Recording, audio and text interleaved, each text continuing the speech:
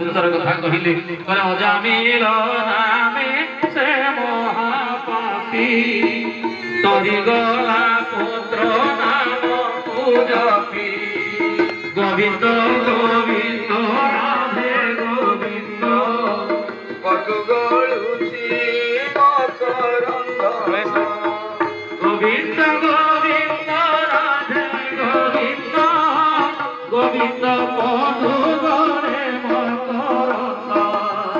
गोविंद गोविंद हरि बोल हरि बोल पटुगळुची मकरंद चलो अजामिल नामे से महापापी तरी गले पुत्र नाम को जपी मन भीतर सुंदर प्रश्न आसी पारे अजामिल बोली गोटे ब्राह्मण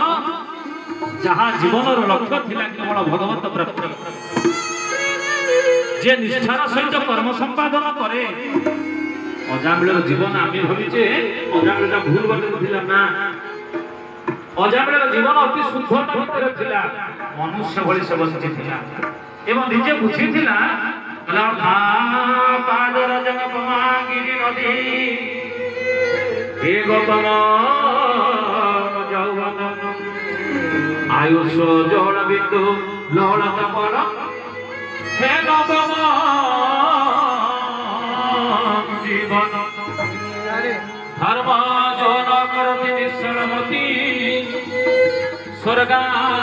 नलोन घाटन पश्चाता बहता जरा परिणता